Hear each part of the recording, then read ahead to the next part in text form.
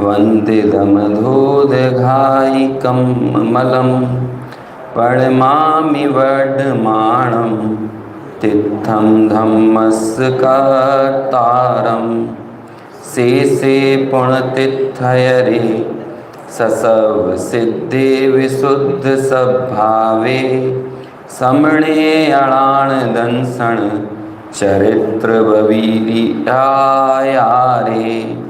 ते ते सर्वे समगम पत्तेगमेव पत्तेगम वन्दामि अवर्तन्ते अर्हन्ते मानुषे खेते किच्चा अर्हन्ताणं सिद्धाणं तः नमो गणहराणम् अज्झावैवगाणं साहुणं चेव सवेसिं तेसिं शुद्धदंसण णाणपहाणा समं समासेज ओवसंपयामि सम्मं जत्तो निर्वाण संपत्ति ओवसंपयामि सम्मं जत्तो निर्वाण संपत्ति। प्रवचन सार ग्रंथ के आधार से हमने प्रातःकाल की इस बेला में ये चर्चा शुरू की थी और उसी चर्चा को अब यहाँ पर हम नियमित तौर पर आगे बढ़ा रहे हैं। सुबह हम इस चर्चा की श्रृंखला में 12वीं गाथा तक के विषय पर पहुँच चुके थे और इस 12वीं गाथा में जैसी बात निकली थी सुबह कि जैसे समय सार की प्रारंभिक 12 गाथाओं में समय सार की पीठिका है, वैसे ही इस प्रवचन सार की प्रारंभिक 12 गाथाओं में इस प्रवचन सार की पीठिका है। इससे हमें ये पता चलता है कि आगे आचार्य कौन सा टारगेट अचीव करने वाले हैं। टारगेट सेट किया गया 5वीं गाथा में उपसंपयामि सम्मम तत्तो निर्वाण संपत्ति, कि मैं उस साम्य की प्राप्ति करना चाहता हूँ या साम्य की उपलब्धि चाहता हूँ जिससे निर्वाण की संपत्ति प्राप्त होती है। और अब उस टारगेट को अचीव करने के लिए आगे जो विवेचन आने वाला है वो चर्चा करेंगे कि वो समता भाव क्या है, कि चारित्र ही जो है ना, चारित्रम खलु धम्मो, और वो धर्म क्या है, जो समता भाव है वही धर्म है। और इसी गाथा की टीका में चारित्र की ऐसी यूनिवर्सल परिभाषा अमृत चंद्राचार्य ने दी कि वो आप चारों प्रकार के चारित्र में घटित कर सकते हैं। चारों प्रकार का कौन सा चारित्र? स्वरूपाचरण चारित्र, देश चारित्र, सकल चारित्र और यथाख्यात चारित्र। यदि इन 4 नामों को हम ना भी देखें तो 2 चारित्र के नाम जो आचार्य कुंद ने बहुत प्राचीन उल्लेखों में प्रस्तुत किए, एक होता है सम्यक्त्वाचरण चारित्र और एक होता है संयमाचरण चारित्र। उस संयमाचरण चारित्र के 2 भेद हो जाते हैं, देश संयमाचरण और सकल संयमाचरण। लेकिन इन चारों ही प्रकार के चारित्र में जो यूनिवर्सली इन्वॉल्व रहेगा हमेशा, वो चीज़ क्या है? तो वो परिभाषा अमृत चंद्र ने दी 7वीं गाथा की टीका में, स्वरूपे चरणम चारित्रम। वास्तव में तो स्वरूप में आचरण करना, स्वरूप में लीन रहना, ये ही चारित्र है। और चारों चारित्र में कॉमन आपको यही चीज़ प्राप्त होगी कि वो स्वरूप लीनता सबके बनी हुई है। बस अब उस मग्नता में क्या कहें, थोड़ी क्वालिटी का फ़र्क पड़ता है कि आगे आगे के गुण स्थानों में क्वालिटी यानी गहराई, मग्नता विशेष होती है और निचले गुण स्थानों में वो मग्नता उतनी नहीं होती। और चूँकि मग्नता ज़्यादा नहीं होती तो राग का सद्भाव निचले गुण स्थानों में पाया जाता है। अब जो निचले गुण स्थानों में राग का सद्भाव बना हुआ है, उस राग के सद्भाव के कारण निरंतर बंध होता है और वो बंध ही जो है वो भी उपचार से उसे भी चारित्र संज्ञा मिल जाती है। लेकिन वो चारित्र नहीं है। इस चीज़ का तो हमने सुबह निषेध किया कि वो जो सराग चारित्र है उसे उपचार से चारित्र कह भले रहे हैं, लेकिन उससे आपको मिलेगा क्या? आपको मिलेगा क्लेश का इनाम, है ना, परेशानियों का इनाम। आपको निर्वाण रूपी संपत्ति की प्राप्ति होने वाली नहीं है। तो आगे फिर बात की कि फिर हमें क्या करना चाहिए और हम क्या हो रहे हैं। तो कहा कि भाई जब भी ये जीव आपको कहीं मिलेगा इस पूरे संसार में, इस भाव कानन में, अथवा इस भाव से मुक्त भी जीव आपको कोई मिलेगा तो वो किसी न किसी परिणाम में मिलेगा। और द्रव्य की अभिव्यक्ति का नाम ही परिणाम है। द्रव्य को तलाशा परिणामों से ही जाता है, इसलिए करणानुयोग में सारा विवेचन परिणामों का होता है। उस करण का अपर नाम परिणाम भी है, करण मतलब परिणाम भी होता है। तो करणानुयोग में जो मार्गणाएं आप देखेंगे तो उस मार्गणा में जीव की तलाश कैसे की जाती है, किसी न किसी परिणाम विशेष से ही तो होती है ना। क्यों ऐसा किया गया?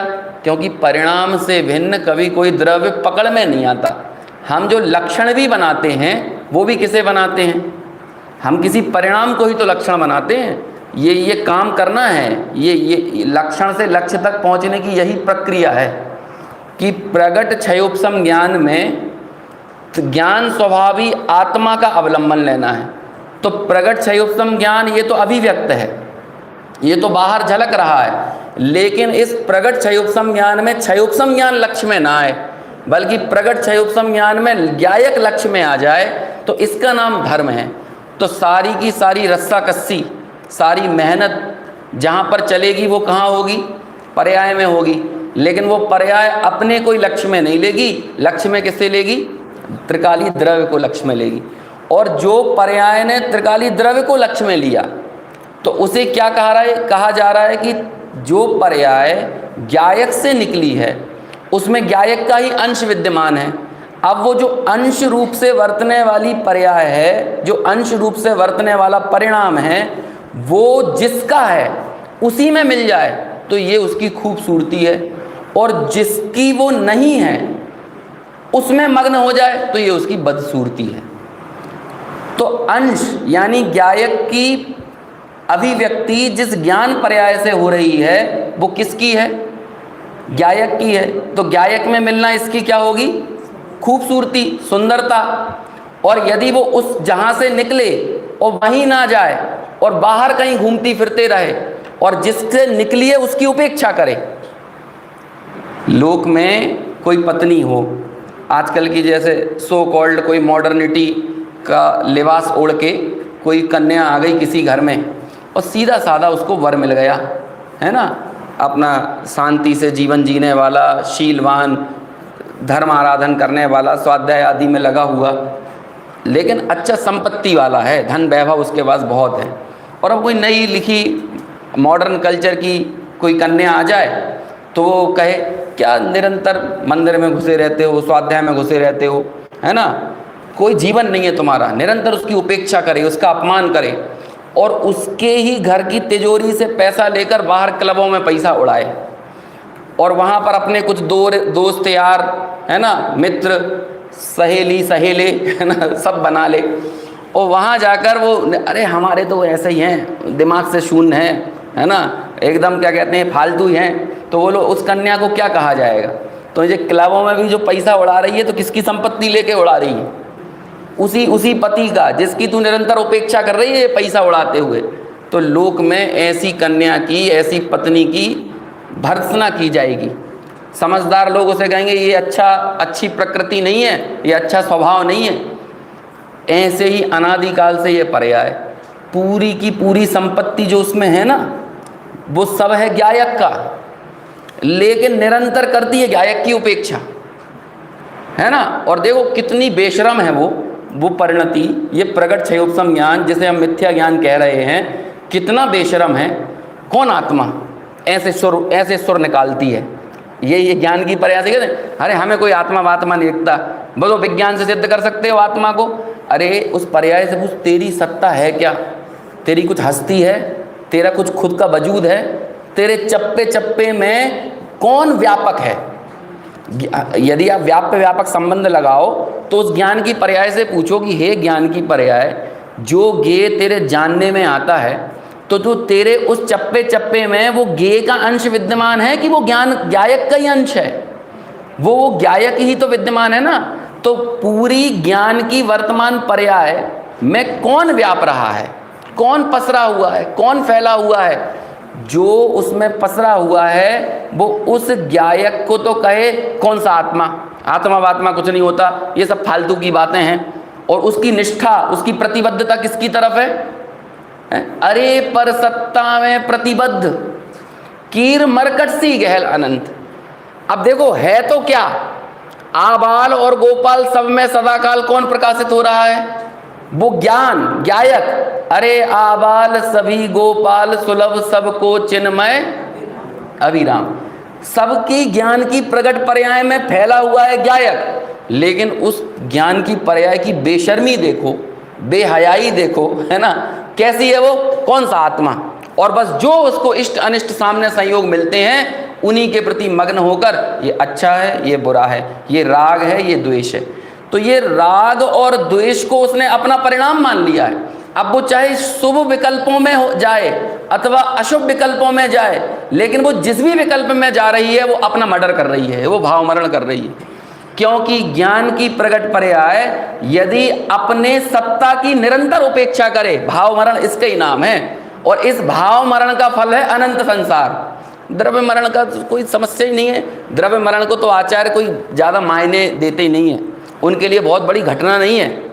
कोई यदि हम आचार्य से कहें ये बोधि सहित मर गया, मतलब बोध सम्यक दर्शन ज्ञान चारित्र सहित मर गया, तो कोई बात नहीं, बोधि तो थी साथ में, कोई परेशानी नहीं है। ये बिना बोधि के मर गया तो कहते हैं अब क्या कहें, बच्चे ही पैदा हुआ तो बच्चे ही मर गया। बाल मरण कैसा कि हमें इस बात में कोई वजन देने की बात नहीं है कि वो मर गया। हमारा प्रश्न तो ये है कि उसे जीवन मिला था, उसमें बोधि उसने उत्पन्न की और उस बोधि को साथ लेके गया कि नहीं। यदि ले गया तो भी टेंशन की बात नहीं है, और बिना बोधि के मर गया तो कहते हैं अब उसका भी क्या आश्चर्य करें, अनादिकाल से ऐसे ही मरा जा रहा है। जब निगो दिया था तब भी बिना बोधि का था, एक इंद्रिय हुआ बिना बोधि का रहा, दो इंद्रिय हुआ तो भी बिना बोधि, बड़े दुर्लभता के साथ संगी पंचेंद्रिय हुआ वहाँ भी बोधि नहीं हुई। तो अब क्या कैलकुलेट करें भाई, इसे गणना करने योग्य नहीं है ये। वो बस वैसे ही है, भाव कलंक की प्रचुरता जैसी निगोद में बनी हुई है, वैसी ही भाव कलंक के साथ उसने ये जीवन भी बिता दिया। अब इसमें आश्चर्य करने वाला कुछ भी बात नहीं है। बस एक भाव नहीं भा सकते हैं ज्ञानी जन कि यदि ये जीवन मिला था, यदि इसमें तुमने पदार्थों का यथार्थ ग्रहण कर लिया होता तो मार्ग पर आगे सही ट्रैक पर आगे बढ़ जाते। अब पदार्थों का यथार्थ ग्रहण नहीं किया तो अब क्या कहें। अब तुम्हें देख देख के हमारे परिणाम खराब करने की ज़रूरत तो है नहीं, हम तो अपने में जाते हैं। तो ज्ञानी आखिर में उपदेश देने के बाद कहते हैं समझ गए तो शाबाश, नहीं तो होनहार का विचार करके ही संतोष आता है। ऐसा लिख देते हैं, ये लिखा निमित्त उपादान चिट्ठी में बनारसी दास जी ने कि यदि समझ गए तो अच्छा आप समझ जाओगे तो किसी ज्ञानी को क्या मिल जाता है। जैसे हम गुरुदेव की वाणी के प्रताप से यदि अपने मिथ्यात्व को खंडित करने में समर्थ हो गए तो उससे गुरुदेव की टीआरपी थोड़ी बढ़ जाएगी। गुरुदेव तो जो थे उन्हें तो अपने साम्य भाव का आनंद मिलेगा जितनी जितनी उनकी प्रकट क्षमता थी, और हम नहीं समझेंगे तो इससे गुरुदेव का क्या बिगड़ जाएगा। तो कोई यदि ज्ञानियों की लकीर कम करने में आमादा हो जाए या कोई उनकी लकीर बढ़ाने में अपनी सारी ताकत झोंक दे, इससे ज्ञानियों को कुछ फर्क नहीं पड़ता। वे तो इस पर्याय में रहकर पर्याय दृष्टि छोड़कर अगले ट्रैक पर बढ़ गए हैं। लेकिन यदि हम समझ जाएंगे तो इससे किसी का भला नहीं होगा, हमारा ही होगा, और नहीं समझेंगे तो इससे किसी का बुरा नहीं होगा। जैसे माँ बाप बच्चों को बोलते हैं ना कि बेटा पढ़ लो, हम तो चले जाएंगे, तुम्हारे सामने पूरा जीवन पड़ा है, तुम्हें नहीं तो दर दर की ठोकर खाना पड़ेगा, दरिद्रता में पैदा हुए हो, दरिद्र ही मत मर जाना। तो पूरे जीवन का सवाल है, पढ़ लो, यदि अच्छे पढ़ लिए, अच्छा करियर बन गया तो जीवन तुम्हारा संवर जाएगा।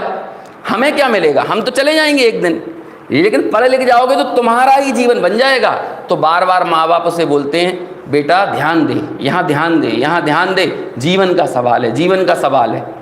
ऐसे ही मालूम हम लोगों को से आचार्य क्या बोलते हैं, ये पर्याय मिली है, पदार्थों का यथार्थ ग्रहण कर लो। ये एक जीवन का सवाल नहीं है, निगोद और मोक्ष का सवाल है। समझ में आए? यदि समझ जाओगे तो हमें क्या मिलेगा, हम तो निकल लिए। आप समझ जाओगे तो आपका ही कल्याण हो जाएगा। अब नहीं समझोगे तो क्या करें भाई, उसमें क्या, हम ज़्यादा देख के दुखी तो हो नहीं सकते तुम्हें, क्योंकि यही आचार आगे 85 नंबर की गाथा में कहेंगे कि मोह का चिन्ह क्या है। तो मालूम क्या कहेंगे, मनुष्यों और त्रियंचों पर आने वाला करुणा भाव वो मोह का चिन्ह है ना, ये मोह का चिन्ह है। तो हम हमारे स्वरूप में रहें, ये ही हमारे लिए शोभा देता है। तो हम बहुत ज़्यादा मेहनत नहीं करेंगे तुम्हारे ऊपर, वो तो हम ये मेहनत भी कर रहे हैं ना, तो इसलिए कि इस भाव श्रुत के माध्यम से हम द्रव्य श्रुत, इस द्रव्य श्रुत के माध्यम से हम स्वयं भाव श्रुत तक पहुँचें। अपनी उपलब्धि, हमारी पूंजी तो हमारा वो भाव श्रुत ज्ञान है। आप लोगों को कितना समझ में आता है नहीं आता ये आप जानो, ऐसी चर्चा है। तो कहते हैं कि वो 3 तरह के परिणाम हैं। जब भी, जहाँ भी, जैसा भी जीव मिलेगा, परिणामों के बिना नहीं मिलेगा। अब हमें इसी को टर्न मारना है कि यदि वो शुभ और अशुभ परिणत आत्मा है, वो संसारी ही है। यदि वो शुभ और अशुभ के परिणामों में मग्न है, तो यदि शुभ परिणाम जीवन में हैं, लेकिन वो मग्नता शुभ परिणामों में नहीं है। और मग्नता कहाँ पर है? छोटे छोटे से शब्दों में बातें लिखते हैं आचार्य, इन्हें डीकोड अपन को करना है।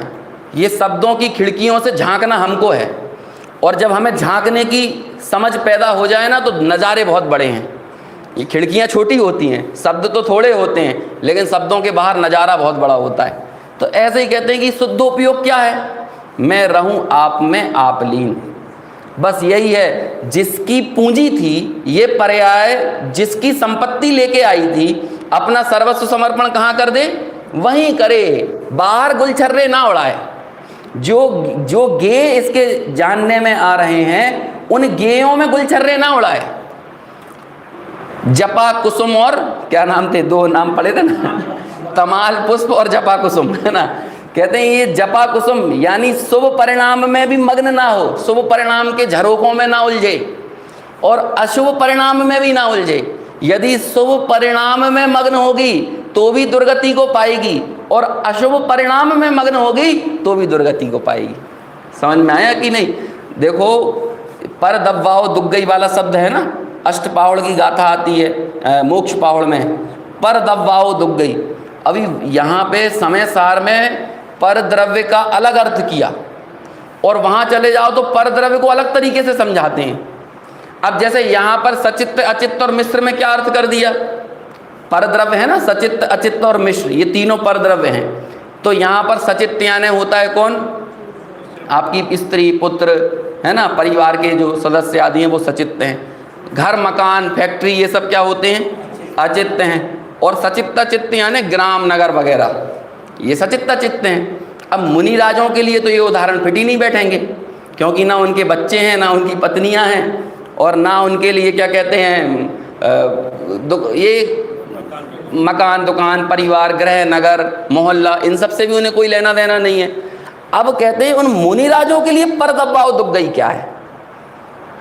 मुनि राज की दुर्गति कहाँ हो जाएगी, है ना। यदि मैं मुनिराज, देखो ये कहा गया, जैसे कि प्रवचन सार ग्रंथ में आगे कहते हैं कि यदि आपने हठ पूर्वक उत्सर्ग मार्ग में बने रहे ना, और तुम्हारे प्राण चले गए, तो तुम्हारा दीर्घलोप हो जाएगा। दीर्घलोप क्या होता है? कि स्वर्ग में चले जाओगे, तो स्वर्ग में चले गए मतलब घाटा हो गया। तो फिर क्या करना चाहिए? उत्सर्ग मार्ग में हठ पूर्वक मत बने रहो, नीचे आओ, थोड़े अपवाद मार्ग में आओ, आहार ग्रहण करने जाओ, यदि क्षुधा वेदनी सता रही है तो। समझ में आया? और निचली भूमिका में मृदु आचरण करो, वो अपवाद मार्ग में उतरो। तो अपवाद मार्ग में आकर क्या फ़ायदा होगा? कि ज़्यादा घाटा नहीं होगा, कम घाटा होगा।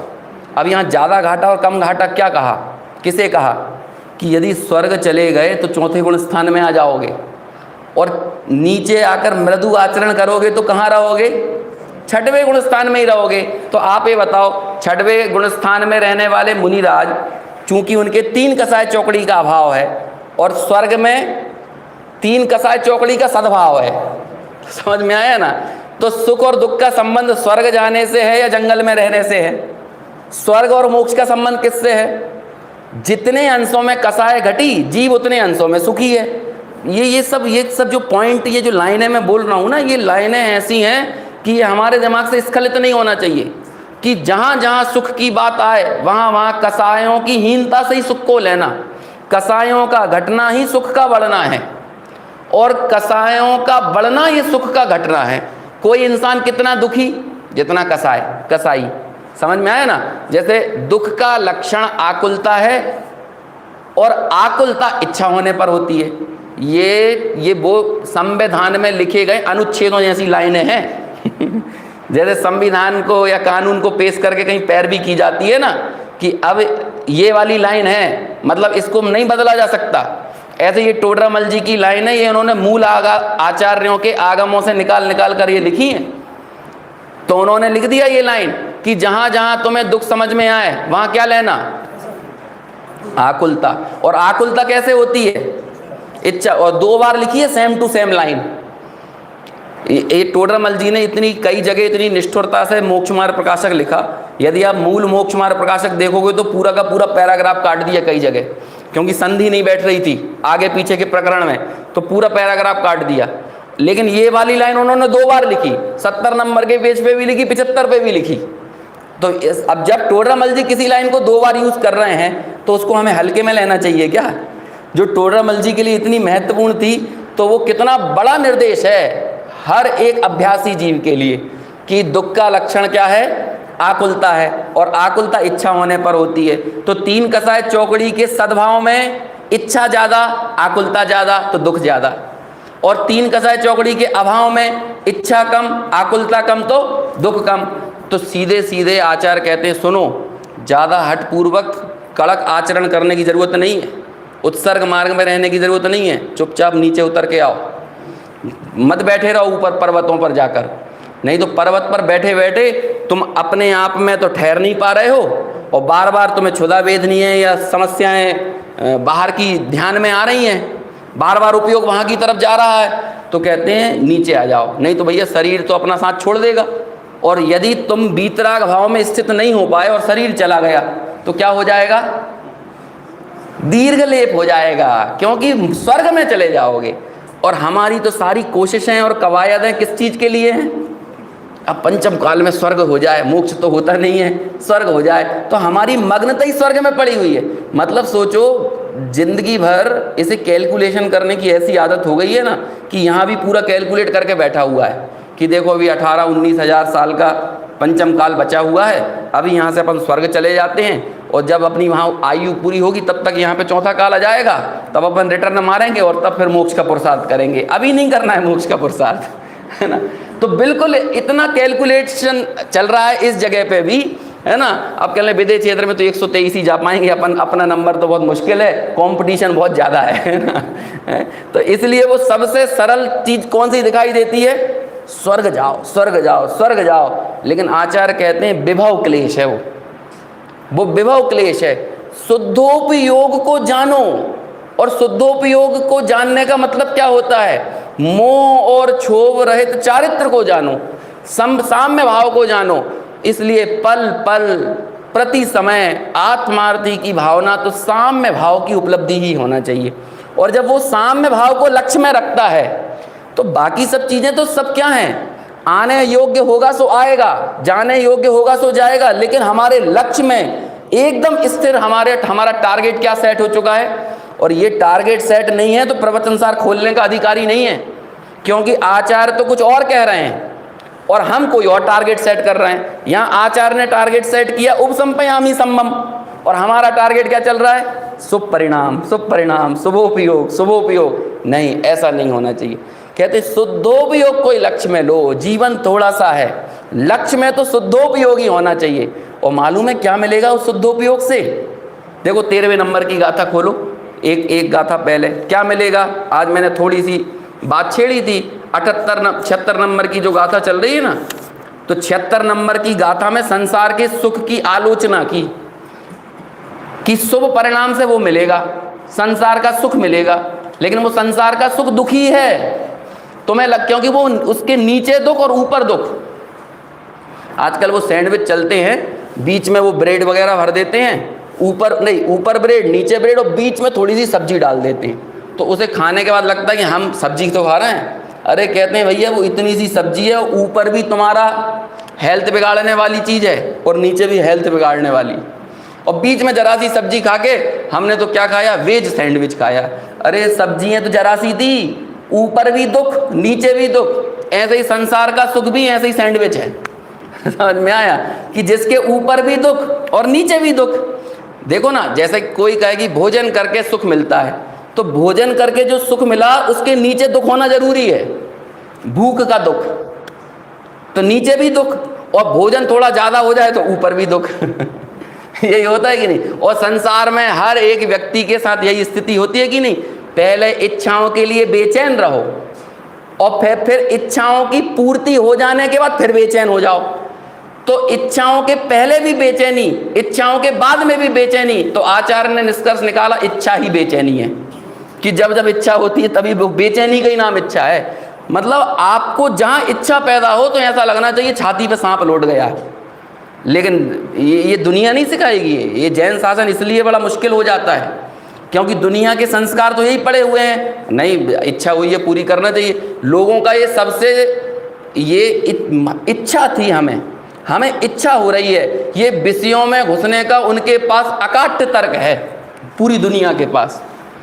कि उनसे, जैसे मेरा एक मित्र था, कलीग था, मतलब ऑफिस में, अब सब तरह के लोग रहते हैं, तो वो नॉन वेजिटेरियन था। उसे अनेक तर्कों से ये सिद्ध कर दिया कि नॉन वेजिटेरियन होना ये अमानवीय है, अमानवीय कृत्य है। तो मालूम फिर आखिर में उसने अपना ब्रह्मास्त्र निकाला। अब वो ब्रह्मास्त्र क्या है उसका? अब मन करेगा तो क्या करें, इच्छा होगी तो क्या करें? हमारा मन तो करता है ना खाने का। अब ये मन करेगा और इच्छा करेगी, इस ब्रह्मास्त्र जो दूसरे निकाल रहे हैं दुनिया के लोग, आचार उस ब्रह्मास्त्र को ही काट के फेंक देते हैं कि इच्छा ही दुख है। तुम दुख की पूर्ति करने के लिए इच्छा में मत घुसो, इच्छा को ही दुख जानो। बस यही उसका सबसे बड़ा समाधान है। समझ में आया कि नहीं? यहाँ इसलिए जैन शासन यहाँ से शुरू होता है। नहीं तो अभी आप लोगों से बोलो कि भैया ये बाहर की कोल्ड ड्रिंक मत पियो, बाहर का होटल का खाना मत खाओ, तो क्या बोलेगा? अब भैया मन करता है तो क्या करें, इच्छा होती है तो क्या करें? तो अब उसका क्या तरीका है? आप बाहर के तर्कों से सामने वाले को खंडित नहीं कर सकते, उसे यही बताना पड़ेगा इच्छा ही दुख है, इच्छा अशुचि है, इच्छा विपरीत है, इच्छा दुख का कारण है। मैंने आश्रव शब्द की जगह इच्छा कर दिया यहाँ पे, है ना? णादूण आसवाणम असुचित्तम, है ना? और क्या कहते हैं? विवरीय भावम दुखस्य कारणम पिए तदो नियतिम कोणदि जीवो, 72 नंबर की गाथा है ना। तो णादूण इच्छा, अपनी इच्छा को कैसा जानो? अशुचि जानो, गंदा जानो। लेकिन हमें जब इच्छा पैदा होती है तो कैसा लगता है? भैया हमारी तो ये इच्छा करती है, इच्छा करती मतलब सांप लौट रहा है तुम्हारी छाती पे। अभी सांप को लौट रहा है तो सांप को पाल के बैठोगे क्या, है कि उसको सहलाओगे? तो ये इच्छा सहलाने की चीज नहीं है, ये इच्छाओं का अभाव करने की वस्तु है। लेकिन लोगों को ये लगता है कि नहीं, वो इच्छा है तो उसे तो पूरा करना चाहिए। तो ऐसे इच्छा मात्र को दुख कहा, और वो इच्छा आश्रव का ही पर्याय है, बंध का ही पर्याय है। और ये संसार का सुख ये कैसा है? आचार्य कहते हैं दुख ही है। तुम्हें दिख रहा है सुख, हम इसको बड़े फलक पर जाकर देख रहे हैं, ब्रॉड मेंटेलिटी से। तो हमें दिख रहा है, तुम्हें तो ये दिख रहा है, देखो हम मस्त बढ़िया आराम से गद्दों पे सो रहे हैं, होटल में मज़े कर रहे हैं, तुम्हें ये दिख रहा है। और हमें तुम्हारा आगे का भी दिख रहा है। तो हम तुम्हारे इन गद्दों पे और होटलों में और रेस्टोरेंटों में खाते पीते के मज़े को हम कैसे इसको वैलिडेशन दें? हमें तो ये लग ही नहीं रहा। हमें तो ये दिख रहा है कि भैया ये व्यक्ति बहुत भयंकर भंवर में जाने वाला है। तो अब इसे हम कैसे सुख कहें? तो उन्होंने कह दिया दुखस्य कारणम तिये। तुझे लग रहा है कि देखो ये धन पैसा आया और बढ़िया आनंद आया, बिल्कुल आनंद से मजा आ गया, मजा आ गया, है ना? इतना शेयर मार्केट ऊपर चला गया, पोर्टफोलियो इतना बढ़ गया। अभी हमें तेरी मग्नता में हमें बड़ा फलक दिख रहा है कि बहुआरम परिग्रह नरकायुषा, हमें तो वो दिख रहा है और तुझे बस अभी का ही दिख रहा है। तो तू तो कुएं के मेंढक में, मतलब कुएं में पड़ा हुआ मेंढक है। पर्याय मात्र में मग्न व्यक्ति आचार्यों के लिए कुएं में पड़ा हुआ मेंढक के जैसा है। हमें कुएं के बाहर भी दुनिया दिख रही है। हमें मालूम है कि तू इस कुएं से थोड़ा सा आगे बढ़ेगा तो तेरी तो हालत खराब होने वाली है। अक्षर के अनंत में भाग ज्ञान रह जाएगा और एक श्वास में 8-10 बार जन्म मरण करेगा। अभी तू एक मरण से डरता है, माँ एक श्वास में 18 बार जन्मेगा मरेगा। तो जब हम इतनी ब्रॉड मेंटलिटी से चीज़ों को देखते हैं तो हमें इनमें रमने का भाव हो तो हो कैसे? हम कैसे घुस जाएं ऐसे मग्न होकर, तन्मय होकर? हम कैसे इसका आनंद लूट लें? पंडित सदा सुखदास जी ने लिखा रत्नकंठ श्रावकाचार्य की वचनिका में, वे कहते हैं कि जैसे कोई दाह ज्वर से पीड़ित व्यक्ति हो, दाह ज्वर मतलब शरीर में बहुत गर्मी लगे, है ना? तो वो विष्टा के गड्ढे में कूद के ये माने वाह कितनी शीतलता मिली, ऐसा लगता है कि नहीं, कितना आनंद आया, है ना। तो जैसे ये सूअर और भैंस वगैरह रहती हैं कि नहीं, सूकर वगैरह भैंसें, इन्हें कीचड़ में ही मज़ा आता है क्योंकि इनको गर्मी बहुत लगती है अंदर। तो वो जैसे कीचड़ में जाएंगी तो आपस में लड़ने लगेंगी, यदि जगह नहीं मिलेगी तो एक भैंस दूसरे भैंस को आगे करती है कि नहीं हमें आने दो यहाँ पे, तो उसे तो मज़ा आता है ना। लेकिन जो समझदार व्यक्ति वो कहेगा देखो तो सही। अच्छा, ईमानदारी से सूकरों का यदि मानवीयकरण किया जाए, साहित्य में होता है ना, जैसे सूकर का मानवीयकरण करो तो कौन सा सूकर अपने आप को पुण्यात्मा मानेगा? जिसको विष्ठा ज़्यादा मिलेगी वही कहेगा ना। अच्छा, उनको यदि ईगोइस्टिक हो, अरे तुम्हारे पास तो कम विष्ठा है, हमारे पास ज़्यादा विष्ठा है ना। तो ऐसे ही मनुष्यों की भी यही हालत नहीं होती है, हमारे पास तो क्या है, ज़्यादा कंकड़ पत्थर हैं, हमारे पास ज़्यादा क्लेश है, तुम्हारे पास कम क्लेश है। तो हम लोग ऐसे ही कह रहे हैं, हमारे यहाँ अमीर कौन, जिसके पास क्लेश ज़्यादा हो, और गरीब कौन, जिसके पास क्लेश कम हो। छोटा देव कौन सा, जो कम क्लेश में पड़ा हुआ हो, और बड़ा देव कौन सा, जिसके पास क्लेश ज़्यादा हो। ये बड़े फलक पर चीज़ों को देखने की दृष्टि किसके पास है? जो द्रव्य गुण पर्याय से संपूर्ण वस्तु का यथार्थ ग्रहण करता है, वो समझता है कि ये जितना जितना शुभ परिणाम है, चाहे वो सराग चारित्र नाम ही क्यों ना पा रहा हो, लेकिन वो जब भी देगा, जितना भी देगा, जैसे भी देगा, सिर्फ एक ही चीज़ देगा, वैभव का क्लेश देगा, विभव क्लेश। समझ में आया? वो यही देगा। तो हम तुम्हें बताते हैं असली चीज़ जो मिलना चाहिए वो क्या है। यदि शुद्धोपयोग रूप परिणाम होगा तो उससे क्या मिलेगा। मैं थोड़ा जल्दी जल्दी बोल रहा हूँ क्योंकि मेरे पास बहुत सारा सिलेबस है। हालांकि मैं गाथा 16 तक ही बात करूँगा, और मुझे 16 में ही बहुत सिलेबस है, गाथा 16 में ही बहुत सिलेबस है ना। पिछली बार आए थे तो गाथा 116 चली थी प्रवचन सार की, इस बार गाथा 16 चलेगी, है ना। और कहो तो अगली बार का ही मौका मिलेगा तो 216 चलेगी।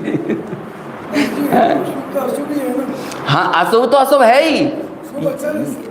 अरे यहाँ तो आचार्य कह रहे हैं वो शुभ से भी दृष्टि हटाओ, शुभ के कारण मिलने वाली आपको टेम्परेरी अनुकूलता दिख रही है, और आचार्य को दिख रहा है वो टेम्परेरी अनुकूलता की मग्नता का परिणाम, कि अभी जो टेम्परेरी अनुकूलता में देखो, दुनिया का कोई भी व्यक्ति पापोदय में नहीं अटकता है। यदि धर्म मार्ग में आने से हमें कौन रोकता है? ईमानदारी से बताइए। यदि जीवन में संकट आ जाए तो सब लोग क्या करेंगे? चलो शिविर लग रहा है भैया, वहीं बैठेंगे, स्वाध्याय सुनेंगे, यहाँ तो क्या है, यहाँ तो समस्या ही समस्या है। लेकिन यदि पैसा चला आ रहा हो तो हमारे पास तो वैलिड रीजन है स्वाध्याय में नहीं जाने का। क्यों? क्योंकि इतना पैसा, धन संपत्ति आ रही, उसे छोड़ के कौन जाए। तो जो सुनाने वाला प्रवचनकार है ना, वो भी आपसे बोल देगा हाँ हाँ भाई पहले पैसा कमाओ, ये तो चलता ही रहेगा, आत्मा तो अनंत काल पहले भी शुद्ध था, अभी भी शुद्ध है, आगे भी शुद्ध रहेगा। है ना, ऐसा होता है। तो अटकाने वाली चीज कौन सी है? इसलिए आचार्यों ने अटैक किया। अच्छा, यहाँ 4 अधिकार हैं आपको। पहले ज्ञान तत्व प्रज्ञापन में 4 अधिकार हैं। पहले अधिकार की शुरुआत हुई शुद्धोपयोग से, उसके बाद ज्ञान अधिकार, उसके बाद सुख अधिकार, और चौथे नंबर पर शुभ परिणाम अधिकार। अच्छा, अशुभ परिणाम अधिकार एक अधिकार और बना देते तो क्या समस्या है? कहते हैं नहीं, हम जब शुभ परिणाम की बात कर रहे हैं ना, उसमें अशुभ परिणाम इनबिल्ट है। जैसे यदि आपने मुझको दवाई खाते हुए देखा तो आपका प्रश्न क्या होगा? कौन सी बीमारी है? अरे बीमारी दिख रही है आपको कि दवाई दिख रही है? आपको दिख क्या रहा है? आप देख रहे हो दवाई, लेकिन पूछ रहे हो बीमारी का। ऐसे ही प्रवचन सार की शैली ये है। मालूम देवों को दुखी कैसे सिद्ध किया आचार्य ने? हमें बताओ देव कैसे दुखी हैं? तो आचार्य कहते यदि दुखी ना होते तो विषयों में क्यों घुसते? ये विषयों में घुस रहे हैं ना, इसका मतलब अंदर तृष्णा का दुख पड़ा हुआ है। इससे पता चल रहा है यदि विषयों में घुसना ही इनके दुखी होने की निशानी है। जैसे अभी मान के चलो सुबह 1-1:30 बजे तक अपना कार्यक्रम चल जाए और फिर आप टूट पड़ो खाने के ऊपर, तो उससे पता चल रहा है कि नहीं? टूट रहे हो खाने पे, लेकिन दिख रहा है दुख। क्यों? क्योंकि यदि भूखे ना होते, दुखी ना होते तो खाने पे टूटते क्यों? जब कोरोना हुआ तो 4-4 दिन तक लोग बाग पलायन करने लगे, लॉकडाउन लग गया तो 3-3 दिन 4-4 दिन तक कोई मुंबई से बिहार की तरफ जा रहा है। तो लोगों को समझ में ही नहीं आया करें तो करें क्या। समाज सेवी संस्थाओं को भी समझ में नहीं आ रहा था। 2-3 दिन बाद पता चला भैया नंगे पैर पैदल जा रहे हैं लोग बाग, छोटे छोटे से बच्चे चल रहे हैं। और यही महीना था अप्रैल मई का, समझ में ही नहीं आया। तो जब तक सामाजिक संस्थाओं को, सरकार को समझ में आया तो 2-3 दिन के भूखे हो गए बेचारे, उनके पास रखा हुआ सामान भी खत्म। तो जब उन्हें ये कुछ भी गंदी संदी खिचड़ी एकदम सड़े चावल की बना के जब उनके सामने रखी तो फोटो आए, ऐसे छोटे छोटे बच्चे ऐसे चाट रहे वो खिचड़ी को, ऐसे पागलों की तरह चाट रहे हैं। तो आपको क्या समझ में आ रहा है, जब वो खिचड़ी पे जो घुस रहे हैं, इससे क्या समझ में कि दुखी हैं। ऐसे ये भोगों में घुसने वाला आदमी ये भोगों में घुस इसलिए रहा है क्योंकि दुखी है। समझ में आया? हम दिखा दबा ही रहे हैं, लेकिन दिखना रोग चाहिए। तो हम बताएंगे शुभ परिणाम की सच्चाई, लेकिन तुम्हें दिखना चाहिए कि आगे अशुभ उपयोग का नीचे अशुभ उपयोग है, ऊपर भी आगे अशुभ उपयोग में जाएगा ये। क्यों? क्योंकि ये नियम है कि आप इन शुभाशुभ परिणामों को टिकाए नहीं रख सकते। इनकी अंतर्मूर्त की मियाद होती है। कसायों की ये समझ मियाद यानी क्या होता है, तो उनकी टाइमिंग, इतना ही टाइम रहेगा वो। हाँ, थोड़ी देर बाद वो क्या होगा, तीव्र कसाय मंद में आएगी, मंद तीव्र में जाएगी। अध्रुवता है ना इनमें, अध्रुवता 74 नंबर की समय सार की गाथा। अनित्य है, अध्रुव है, और कौन कौन सी है ना, असरण है, ये सारे। ये अध्रुव यानी क्या होता है, लेकिन बोलो ज्ञान भाव, ज्ञान स्वभाव अध्रुव है, ज्ञान स्वभाव अनित्य है। तो आचार्य हमसे ये कह रहे हैं कि जो चीज़ नित्य है, परमानेंट है, डमाडोल नहीं होती, ऊपर नीचे नहीं जाती, स्थिर रहती है, तुम स्थिर की दृष्टि क्यों नहीं करते हो? अस्थिर को पकड़ने की चेष्टा क्यों कर रहे हो? अरे भागती हुई ट्रेन को पकड़ोगे तो खुद ही कट जाओगे। ऐसे ही दौड़ती हुई पर्यायों में मग्न होगे, और जो पर्याय में गेय झलक रहे हैं उन गेयों में मग्न होगे, दोनों में ही कट जाओगे। मतलब वो दुर्गति होगी पर्याय की। स्थिर तत्व की दृष्टि करके ही वो पर्याय अपना सम्मान वापस पा सकती है, और अस्थिर के चक्कर में उलझकर वो निरंतर अपमानित ही होगी। और उसका अपने ज्ञायक भाव की उपेक्षा, यही उसका सबसे बड़ी दुर्दशा है। इसका नाम है पर दब्बाओ दुग्गई, इसका नाम है भाव मरण। तो अब आप शुद्धोपयोग करोगे तो क्या मिलेगा आपसे? तो देखो 13वें नंबर की गाथा, कितनी अच्छी ये आचार्यों के शब्द हैं, बहुत अद्भुत हैं। अभी मैं बताऊंगा ये आचार्यों के शब्दों से बंधने का परिणाम, अगली गाथा में आएगी बात। असुहोदयेण आदा, सॉरी 12वीं पढ़ दी मैंने, 13वें नंबर की। ऐसय माद समुत्थम, बोलिए, विषयातीदम अणोवम मणंतम अवुच्छिन्नम च सोहम शुद्धुब ओगप से धारणम। नीचे अनुवाद पढ़िए, निकालिए इसका। अत्यंत आत्मोत्पन्न विषयातीत अनुप अनंत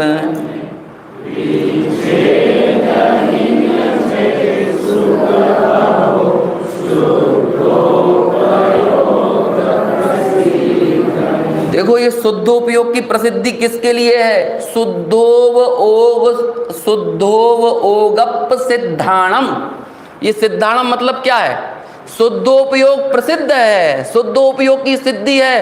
अब तक जो भी हुए सिद्ध अरु आगे होंगे, ये सब महिमा जानो बस एक भेद ज्ञान की। अब इसी को बदल दो, अब तक जो भी हुए सिद्ध अरु आगे होंगे, ये सब महिमा जानो एक शुद्धोपयोग की।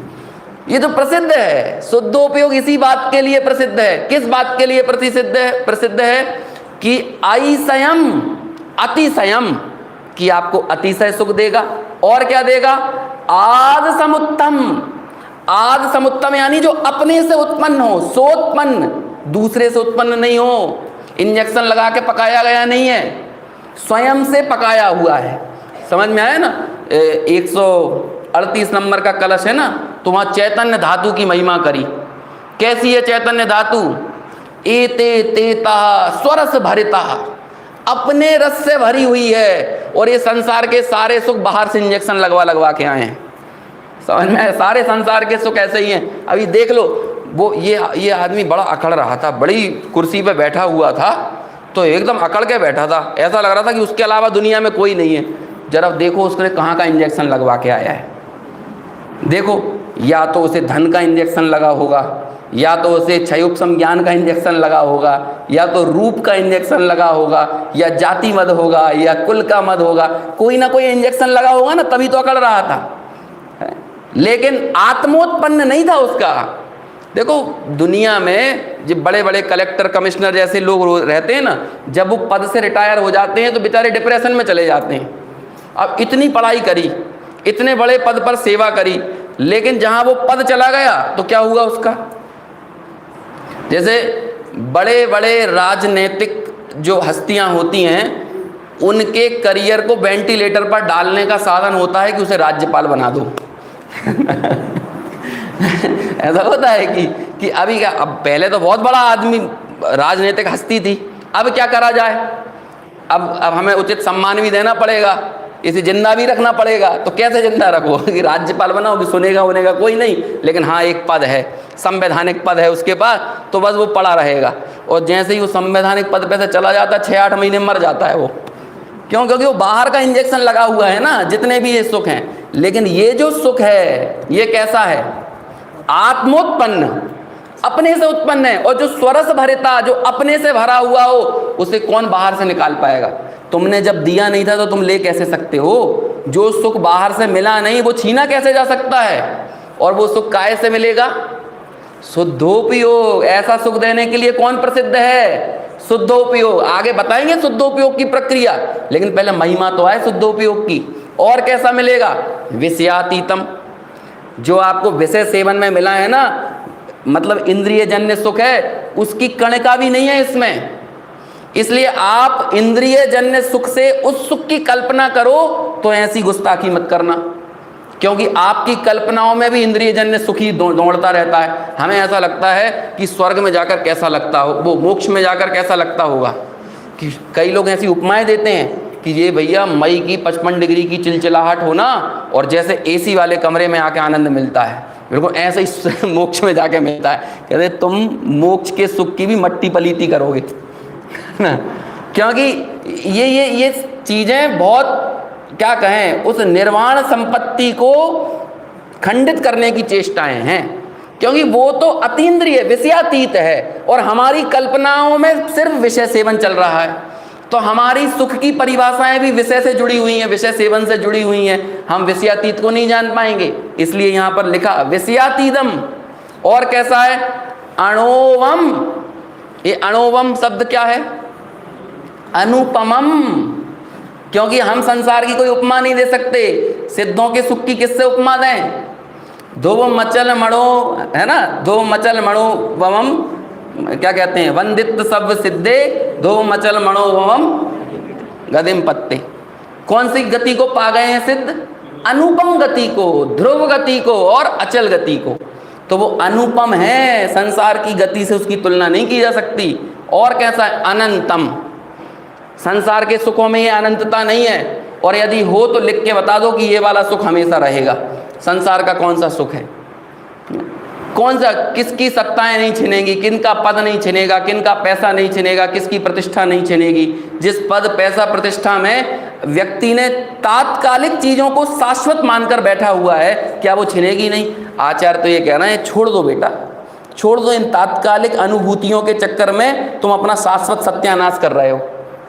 ये तात्कालिक अनुभूतियाँ ही तो हैं, थोड़ी थोड़ी सी कुछ समय के लिए मिली, लेकिन जो आत्मोत्पन्न है वो शाश्वत रहेगा। और कैसा है? अवच्छिन्नम। खंडित नहीं होगा, छिन्न भिन्न नहीं होगा, कटेगा टूटेगा फटेगा नहीं। आज सुबह वो भाई साहब बोल रहे थे ना, बाबूजी युगल जी की एक पंक्ति याद करी थी, है क्या कहा था? ये आचार्य कुंद कुंद का आशीर्वाद है। क्या है आशीर्वाद? कि तुम कभी मरोगे नहीं, तुम कभी बीमार नहीं होगे, ये है कि नहीं? तो ऐसे ये आचार्य कुंद कुंद का शाश्वत सुख का आशीर्वाद है। और ऐसा अवच्छिन्नम चा सोहम। सोहम मतलब जो सुख है उसे देने में कौन प्रसिद्ध है? शुद्धोपयोग सिद्धाणम। देखो ये शुद्धोपयोग की महिमा पैदा करी। ऐसा सुख मिलेगा कि जो कभी टूटेगा नहीं, कटेगा नहीं, हटेगा नहीं, फटेगा नहीं, मिटेगा नहीं। कितना बढ़िया सुख है! ऐसा सुख मिलेगा, अनंत सुख मिलेगा, विषयातीत मिलेगा, अतिशय अतिशयकारी सुख मिलेगा। अब क्या शब्दों की सीमाएं होती हैं? हम इतना ही बोल सकते हैं। असली मज़ा तो तब मिलेगा कि जब उसे पा जाओगे, और जो पा जाओगे वो आनंद असली आनंद है। लेकिन अभी हमें चूंकि कहना है तो कुछ तो हमें उपमाएं देना पड़ेंगी ना। तो ये जो हम उपमाएं दे रहे हैं वो ऐसा भी नहीं है, वो तो अनुपम है। समझ में आए? क्योंकि अतिशय एक शब्द ही तो है, अनंत एक शब्द ही तो है, ये विषयातीत एक शब्द ही तो है, अविच्छिन्न एक शब्द ही तो है। लेकिन हाँ, वो सुख कैसा है, वो आत्मोत्पन्न सुख कैसा है? समझ में आया? मेलोडी खाओ खुद जान जाओ उसे खुद पा जाओ और खुद जान जाओ। ऐसा सुख देने के लिए कौन प्रसिद्ध है? शुद्धोपयोग। तो अब तुरंत प्रश्न क्या होना चाहिए? कैसे हो वो शुद्धोपयोग? कैसे हो शुद्धोपयोग? कैसे हम वो सुख को पाएंगे? हमारी जीभ तो लपलपाने लगी है उस सुख को पाने के लिए, लेकिन वो पाएंगे कैसे? आओ, फिर से आओ हमारे पास, है ना? ऐसे ही करते हैं आचार्य, बढ़िया पहले दूर से दिखाते हैं, चाहिए ना? हाँ चाहिए, आओ, फिर छुपा लेंगे यहाँ पे, अब बैठो, ऐसे मिलेगा क्यों? क्योंकि आगे तो कहेंगे, आगे एक शब्द पे चर्चा होने वाली है, स्वयमेव। क्योंकि स्वयंभू की गाथा है ना, तो स्वयं भी मिलेगा, वो अपने आप मिलेगा सुख, अपने आप तुमसे ही मिलेगा। हम नहीं देंगे तुम्हें वो सुख, हम तो दिखा जरूर रहे हैं ऐसे, लेकिन उसे पाओगे तुम खुद। लेकिन आओ बैठो, निकालो 14वें नंबर की गाथा। वह कितने मंगलकारी वचन हैं। 2000 साल पहले ऐसा लगता था कि हमारे लिए लिख रहे थे। सुनो, पहला ही शब्द इतना अद्भुत शब्द है, जबरदस्त है, अद्भुत है ना। अभी मैं भी इतना ही बोल सकता हूँ, अभी सुनो कैसा है। सुविदित पयथ सुत्तो, हाँ मैं बोल रहा हूँ, उसके बाद आप दोहराओ। सुविदित पयथ सुत्तो, संजम तव संजुदो विगद रागो,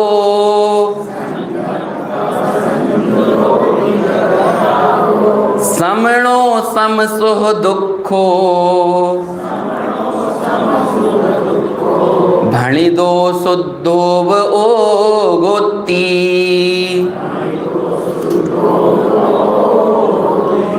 हाँ पढ़िए इसका अनुवाद। सुविदित सूत्र पदार्थ संयम,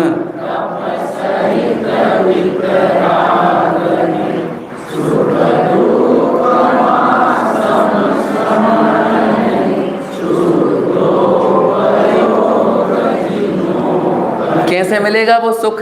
कैसे होगा शुद्धोपयोग? तो क्या कहते हैं? सुविदित पयथ सुत्तो, यानी जो सूत्र पदार्थ का ज्ञान कराते हैं तुम उनको जानो। मतलब क्या? स्वाध्याय करो। कहाँ से शुरुआत, कहाँ से हो रही है? पहली सीढ़ी क्या है? इसकी 85 नंबर की गाथा में आचार्य से पूछा, आचार्य मोह का लक्षण क्या है? मोह का लक्षण क्या है? तो मालूम क्या कहते हैं? तुम पदार्थों को जो अयथार्थ जान रहे हो ना, ये मोह का लक्षण है। तो मोह कैसे चला जाएगा? जब पदार्थों को यथार्थ जान लोगे। तो पदार्थों को यथार्थ जानने का तरीका क्या है? क्या है? जिण सत्थादो अट्ठे। समझ में आया? 86वें नंबर की गाथा।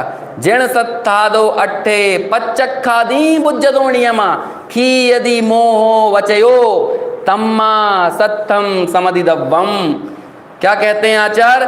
तत्वार्थ को जो जानते प्रत्यक्ष या जिन शास्त्र से, मोह क्षय हो इसलिए स्वाध्याय करना चाहिए। ऐसे ही हमें शुद्धोपयोग के सफर पे निकलना है। कौन सी गाड़ी पकड़ें? तो आगम की पकड़ो, यहीं से मिलेगा रास्ता। क्योंकि आगे देखो, बारंबार एक ही चीज पर बल दिया है, चाहे वो पहला अधिकार चल रहा हो और चाहे तीसरा चूली का अधिकार। लेकिन आचार्य कुंद कुंद भी एक ही चीज पे बल दे रहे हैं कि श्रमणों से पूछा, ये श्रमण कैसे बने रह सकते हैं? तो उसका क्या उत्तर दिया कि जब तक ये एकाग्र रहेंगे तब तक ये श्रमण बने रहेंगे। तो एकाग्र कैसे बने रहेंगे? कि पदार्थों का निश्चय करेंगे तो एकाग्र बने रहेंगे। और पदार्थों का निश्चय कैसे होगा? आगम से होगा। तो इसलिए आगम चेष्टा तदो जेष्ठा, आगम में चेष्टा ही श्रेष्ठ है। समझ में आया? देखो अभी एक और चीज आपको बताता हूं। वो निकालना मोक्ष मार्ग प्रकाशक, पहले अधिकार की आखिरी पन्ना। हाँ ये देखिए, ये पहला अधिकार का नाम क्या है मोक्ष मार्ग प्रकाशक में? पीठबंध प्ररूपण। मतलब ये पूरे मोक्ष मार्ग का प्रकाश, ये तो लिखा 350 सवा 300 पेजों का है, ये लिखाना था 6-7 हज़ार पेज का, लेकिन 6-7 हज़ार पेज पढ़ने की प्रेरणा देने के लिए उन्होंने पहला अधिकार लिखा कि आगे हम जो मोक्ष मार्ग का प्रकाश करेंगे बहुत अलर्ट रहना। क्यों? क्योंकि ये बहुत जरूरी चीज है। देखो इसमें सबसे नीचे 20 नंबर के पीछे पुनश्च लिखा है ना, जहाँ पे पुनश्च, हाँ, प्रवचन सार में मोक्ष मार्ग का अधिकार किया। ये वो उसी जो अभी मैंने गाथा बोली ना, आगम चेट्टा तदो जेट्टा, उसका रेफरेंस दे रहे हैं। वहाँ पढ़िए पहले क्या लिखा है? प्रथम आगम ज्ञान ही उपादेय कहा है। अब इस वाली गाथा को देख लो, सुवेदित पयथ सुत्तो, यानी शुद्धोपयोगी होना है तो शुरुआत कहाँ से करो? सूत्र पहाड़ की गाथा याद है आप लोगों को? डोरा सहित सुई नहीं खोती, गिरे चाहे वन भवन, और फिर आगे क्या है? अरे सागर से क्या मैं संसार सागर से टरें, है ना, मतलब टलें। जो श्रमण जिन सूत्र से बंधे हुए हैं वो संसार सागर में खोएंगे नहीं, मतलब संसार सागर से पार हो जाएंगे, ऐसा सूत्र है। तो ये जिन सूत्र से बंधना श्रमणों के लिए तक इतना जरूरी है। और हम और आप क्या सोच रहे हैं कि हमारी तो भैया कल्याण वैसे ही हो जाएगा। समझ में आया ना? देखो प्रेरणा नमक जैसी होना चाहिए, लेकिन प्रक्रिया आटे जैसी होना चाहिए। समझ में आ रहा है कि नहीं? जैसे कि हम चर्चा कर रहे हैं ना, गुरुदेव के व्याख्यान पद्धति देखो। अच्छा, गुरुदेव कभी भी अपनी चर्चाओं में उनकी व्याख्यान कभी छिन्न भिन्न नहीं हुए। क्यों नहीं हुए? क्योंकि सूत्र से बंध के चल रहे थे। समझ में आया कि नहीं? सूत्र से बंधे हुए थे। ऐसे ही मैं भी यहाँ सूत्र तो खोलूं, लेकिन इनका नाम ही है सूत्र। सूत्र यानी क्या होता है? धागा। और मैंने जो सुबह बात बोली थी ना, क्रोनोलॉजी में सारा का सारा अर्थ छुपा हुआ है, क्रम में छुपा हुआ है, कौन सी बात किस क्रम में आ रही है। इसलिए क्या कहें, वो जो 1 सेकंड में हजारों श्लोक दोहरा लेते हैं, 11 अंग 9 पूर्व के ज्ञानी पूरा द्वादशांग का ज्ञान रिपीट कर लेते हैं, और उससे यदि थोड़ा सा भी अस्थितीकरण हो रहा हो ना तो स्थितीकरण कर लेते हैं आगम के सहारे। ये आगम की ताकत है, ज्ञान की ताकत है, क्योंकि हमारे पास और कोई साधन है नहीं। पहले ये समझो, सुबह बात निकली थी ना, आप ये बताओ आपका साधन क्या है? ज्ञान ही है। तो ज्ञान नहीं करेगा तो और क्या करेगा? और ज्ञान का सबसे बड़ी जिम्मेदारी है कि सही जाने, अयथार्थ नहीं जाने। अयथार्थ जानेगा तो ये मोह का चिन्ह है। लोग मोह को गलत समझते हैं। लोग कहते हैं मोह मतलब ये बाल बच्चों का राग, पत्नी का राग। नहीं, ये मोह नहीं है। इस राग को अच्छा मानना ये मोह है, और उसे अच्छा मानने से ये राग पनपता रहता है। लेकिन उस राग को दुख का कारण जानना ये मोह का अभाव है, क्योंकि आपने राग को यथार्थ जान लिया है। ये राग बाग करने में दिक्कत नहीं है, लेकिन राग को उपादेय जानना वो सबसे बड़ी खतरनाक चीज है। ये पूरा प्रवचन सार को ज्ञान प्रधान ग्रंथ कहा जाता है, लेकिन सबसे ज्यादा इसमें चारित्र की बात है। और इस युग का पहला श्रमणों का आचरण यदि कहीं लिखा गया तो यहीं लिखा गया, इस प्रवचन सार ग्रंथ में। ये क्यों चारित्र की बात की? क्योंकि जब आप सही जान लोगे ना तो प्रत्याख्यान हो जाएगा, मतलब आपके वो चारित्र में आ ही जाएगा। क्योंकि हमें चारित्र में स्थित होने का साधन भी ज्ञान ही है। सर्वार सिद्धि में प्रश्न किया, सर्वार सिद्धि में ऊपर वाली नहीं, नीचे वाली सर्वार सिद्धि, आचार्य पूज्य पाद की तत्वार सूत्र की टीका। तो उसमें एक प्रश्न किया कि ज्ञान छोटा शब्द है और ज्ञान सबसे प्रधान भी है, तो ये ज्ञान को आपने बीच में क्यों लिखा? सम्यक दर्शन ज्ञान चारित्राणि मोक्ष मार्गा में। इसे पहले लिखो, ज्ञान पहले, ज्ञान दर्शन चारित्राणि ऐसा लिखो ना। तो आपने ज्ञान को बीच में क्यों लिखा? तो उसका उत्तर मालूम क्या दिया? क्योंकि ज्ञान मध्यमणि है। जो हमारे हार का सबसे महत्वपूर्ण लॉकेट होता है वो कहाँ लगाते हैं? बीचों बीच होता है कि नहीं? ऐसे ही ज्ञान सबसे खूबसूरत चीज है, सबसे महत्वपूर्ण है, इसलिए हमने उसे सबसे सेंटर में लगाया है। तो अब क्या काम करेगा? ये ज्ञान दर्शन को भी दिशा देगा और ये ज्ञान चारित्र को भी दिशा देगा, इसलिए हमने ज्ञान को बीच में रखा है। तो हमारे पास साधन क्या है?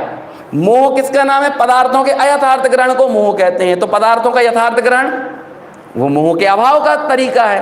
और वो पदार्थों का यथार्थ ग्रहण कैसे होगा? जिन सूत्र से बंध कर। और उसका मतलब है ये जो हम अभी पढ़ रहे थे, सुविदित पयत्थ सुत्तो, कि सूत्र में कहे गए पदार्थों को अच्छे से जानो।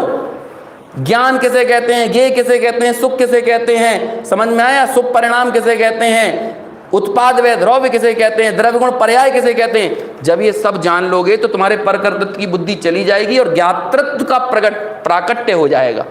एकमात्र ज्ञाता भाव उभर कर निखर कर सामने आ जाएगा। और ज्ञाता भाव निखर के आ गए, यही तो शुद्धोपयोग है।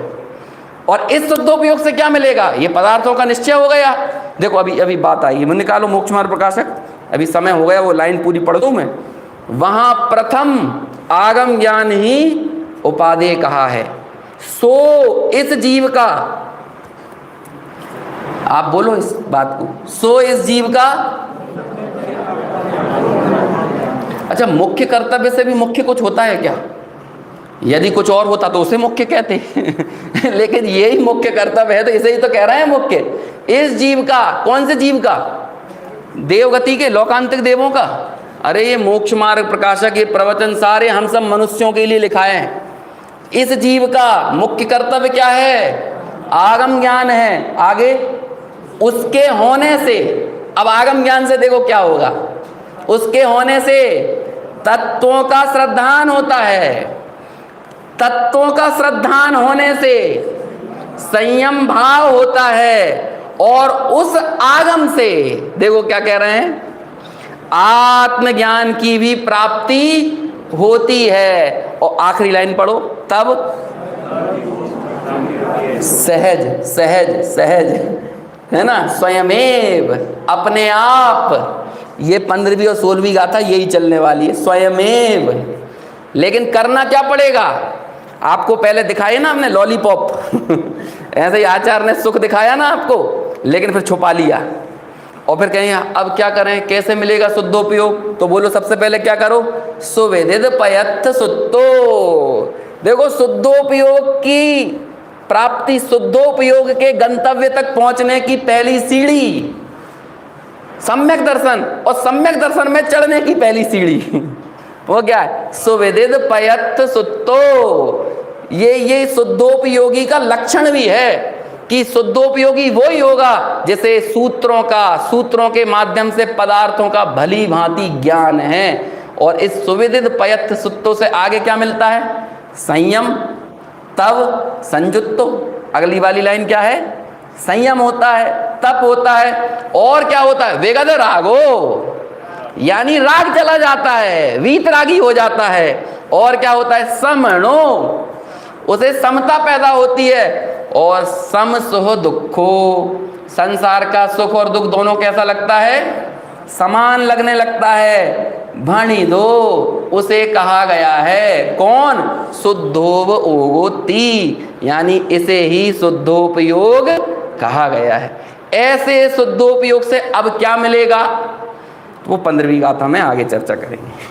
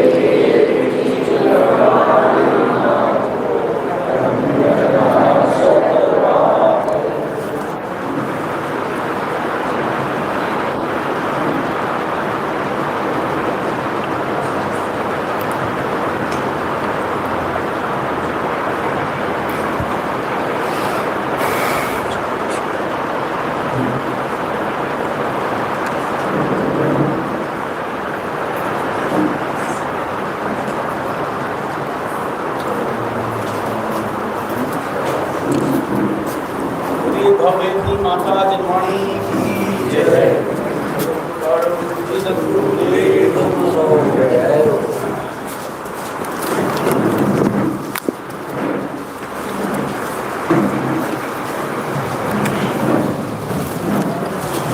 को पसंद कर आगे का पुरुषार्थ वाले लेंगे शाम को निकाल